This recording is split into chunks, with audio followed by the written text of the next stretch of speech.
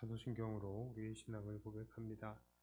전능하사 천지를 만드신 하나님 아버지를 내가 믿사오며 그 외아들 우리 주 예수 그리스도를 믿사오니 이는 성령으로 잉태하사 동정녀 마리아에게 나시고 본디오 빌라도에게 고난을 받으사 십자가에 못 박혀 죽으시고 장사한 지 사흘 만에 죽은 자 가운데서 다시 살아나시며 하늘에 오르사 전능하신 하나님 우편에 앉아 계시다가 저길로서 산자와 죽은 자를 심판하러 오시리라.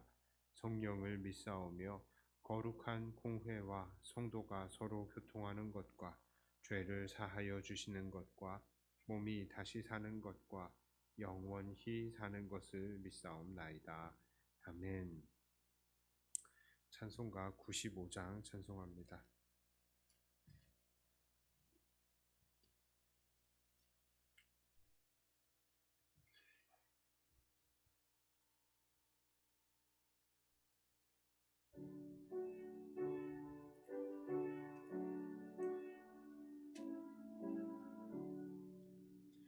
나의 기쁨 나의 소망 되시며 나의 생명이 되신 주 밤낮 불러서 찬송을 드려도 늘 아신 마음 뿐일세.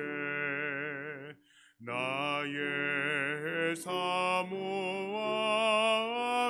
선한 목자는 어느 꽃다운 동산에 야의 무리와 늘 함께 가셔서 기쁨을 함께 하실까. 길도 없이 거친 넓은 들에서 알 길 못 찾아 애쓰며 이리저리로 헤매는 내 모양 저 원수 조롱하도다. 주의 자비롭고 화평한 얼굴 모든 천사도 반기며 주의 놀라운 진리의 말씀에 점지가 화답하도다. 나의 진정 사모하는 예수님 음성조차도 반갑고 나의 생명과 나의 참 소망인 오직 주 예수 뿐일세. 아멘. 하나님 말씀은 다니엘 5장 18절부터 31절까지의 말씀입니다. 다니엘 5장 18절부터 31절까지의 말씀입니다. 제가 봉독해 올립니다. 왕이여, 지극히 높으신 하나님이 왕에 붙인 느부갓네살에게 나라와 큰 권세와 영광과 위엄을 주셨고 그에게 큰 권세를 주셨으므로 백성들과 나라들과 언어가 다른 모든 사람들이 그의 앞에서 떨며 두려워하였으며 그는 임의로 죽이며 임의로 살리며 임의로 높이며 임의로 낮추었더니 그가 마음이 높아지며 뜻이 완악하여 교만을 행함으로 그의 왕위가 패한 바 되어 그의 영광을 빼앗기고 사람 중에서 쫓겨나서 그의 마음이 들짐승의 마음과 같았고 또 들나귀와 함께 살며 또 소처럼 풀을 먹으며 그의 몸이 하늘 이슬에 젖었으며 지극히 높으신 하나님이 사람 나라를 다스리시며 자기의 뜻대로 누구든지 그 자리에 세우시는 줄을 알기에 이르렀나이다. 벨사살이여, 왕은 그의 아들이 되어서 이것을 다 알고도 아직도 마음을 낮추지 아니하고 도리어 자신을 하늘의 주제보다 높이며 그의 성전 그릇을 왕 앞으로 가져다가 왕과 귀족들과 왕후들과 후궁들이 다 그것으로 술을 마시고 왕이 또 보지도 듣지도 알지도 못하는 금, 은, 구리, 쇠와 나무 돌로 만든 신상들을 찬양하고 도리어 왕의 호흡을 주장하시고 왕의 모든 길을 작정하시는 하나님께는 영광을 돌리지 아니한지라. 이러므로 그의 앞에서 이 손가락이 나와서 이 글을 기록하였나이다. 기록된 글자는 이것이니 곧 메네메네 데겔 우바르시니라. 그 글을 해석하건대 메네는 하나님이 이미 왕의 나라의 시대를 세워서 그것을 끝나게 하셨다 하며, 데겔은 왕을 저울에 달아보니 부족함이 보였다 하며, 베레스는 왕이 나라가 나뉘어서 메대와 바사 사람에게 준바되었다 함이니이다 하니, 이에 벨사살이 명하여 그들이 다니엘에게 자주색 옷을 입히게 하며 금사슬을 그의 목에 걸어주고 그를 위하여 조서를 내려 나라의 셋째 통치자로 삼으리니라.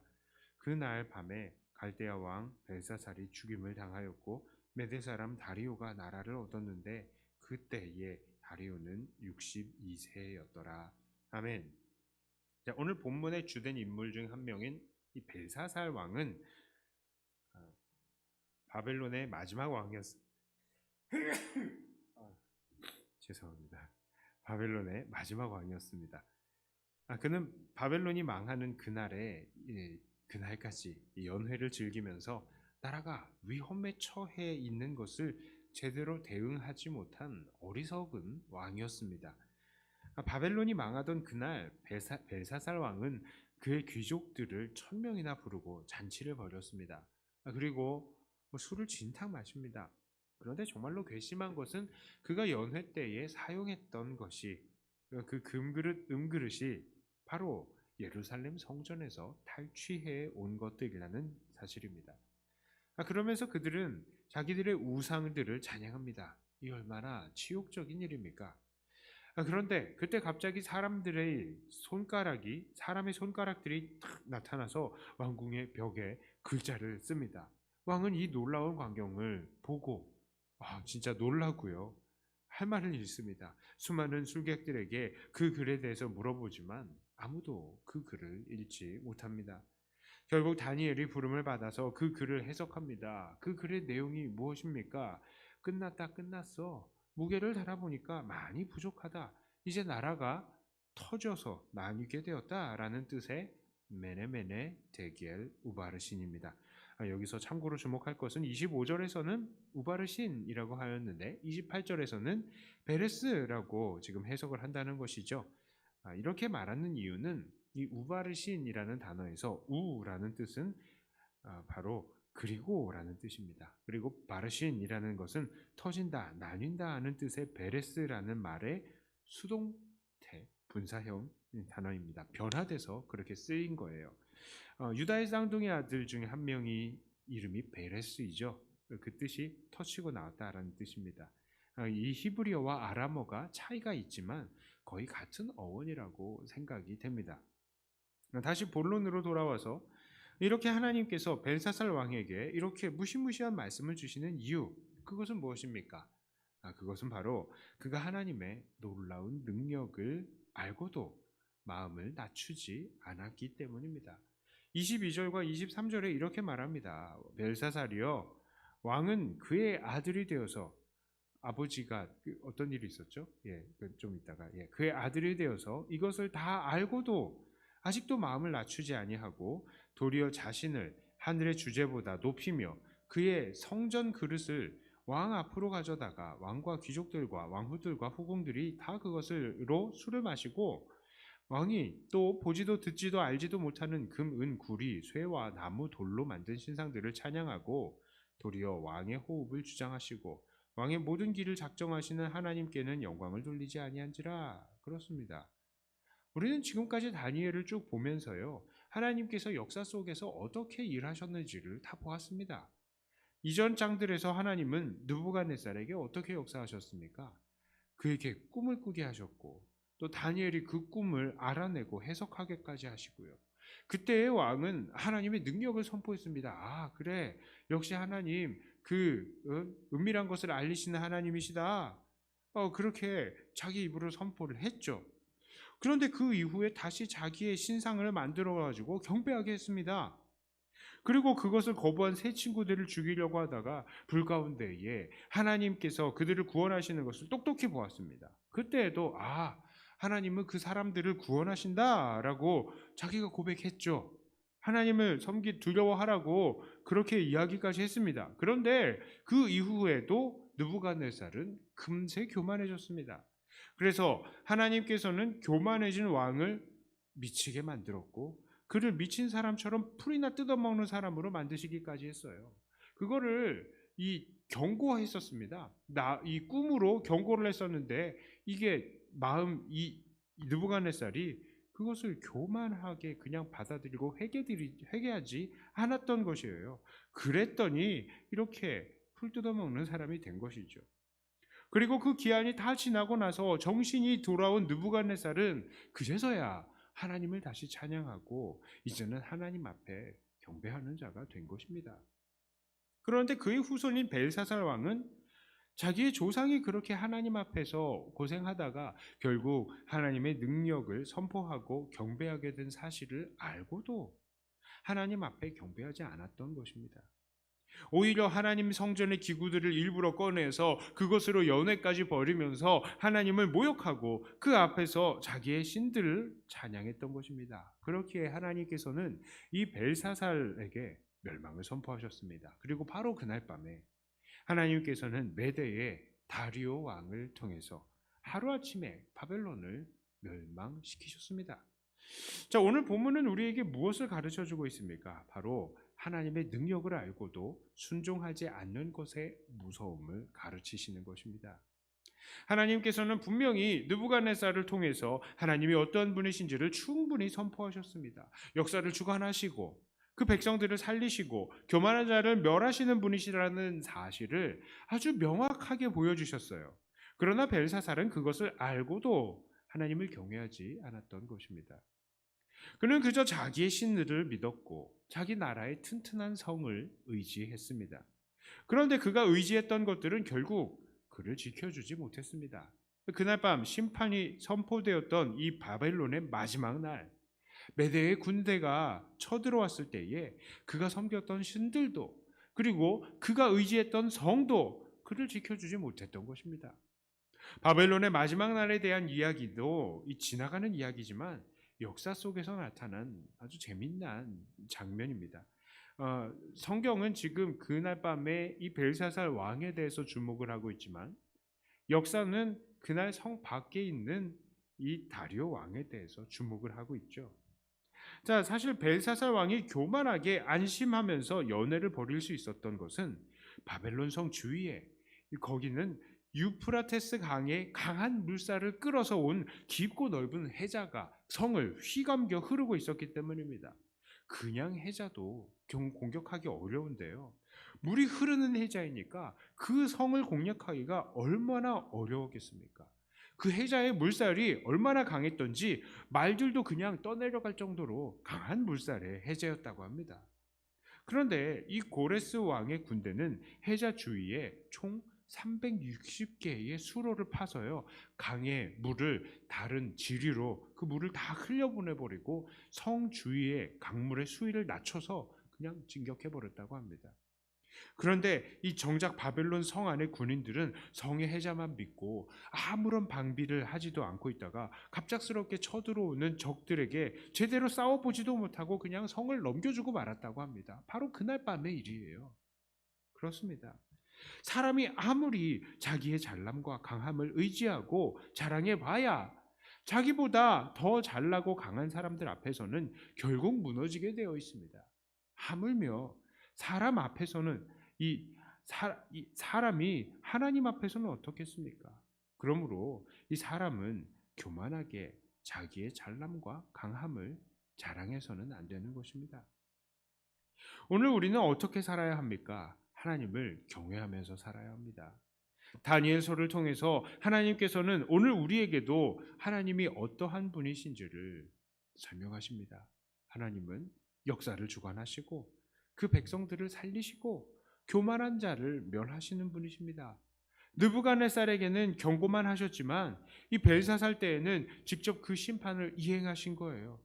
이것은 하나님께서는 경고만 하시는 것이 아니라 정말로 심판을 이행하시는 분이심을 우리에게 보여주시는 것입니다. 그리고 어떤 사람들에게는 이 경고만 하고 계속해서 이 경고를 통해서 사람을 만들어 가시는 사람이 있는가 하면 어떤 사람은 경고를 들었는데 바로 심판에 이르는 사람도 있다는 것을 우리에게 경고하는 것입니다. 그런 면에서 본다면 하나님께서는 지금 이 세대를 향해서 너무나 많이 참아주고 계십니다. 하나님은 오늘도 말씀을 통해서 그리고 각종 사회 현상을 통해서 우리들에게 수많은 경고를 주시고 계시지만 우리들은 더욱더 우리의 마음을 완고하게 하면서 하나님 앞에 엎드리지 않고 있는 것이죠. 사랑하는 성도 여러분, 하나님께서 지금까지 이렇게 경고를 쌓아오셨으니 그 심판이 멀지 않다는 것을 우리는 믿어야 할 것입니다. 그러므로 하나님이 어떠한 분이신지를 아시는 저와 여러분들은 그 하나님을 온전히 경배하시는 하나님의 믿음의 종들이 다 되시기를 주님의 이름으로 축복합니다. 기도합니다. 하나님 아버지, 하나님께서는 경고하시고 또 그 경고를 이행하시는 심판의 하나님이심을 우리가 다시 한번 보았습니다. 하나님, 여전히 하나님은 그러나 그 백성들을 살리시고 교만한 자를 멸하시며 역사를 주관하시는 능력의 하나님이심을 오늘도 우리는 깨닫고 고백하며 이제 하나님 앞에 경외하는 자들이 다 되게 하여 주시옵소서. 하나님께서 경고를 하시는 때에 그것을 두려워하고 아멘으로 화답하는 우리가 되게 하여 주시고 교만한 마음에 끝까지 고집부리는 우리가 되지 않게 하여 주시옵소서.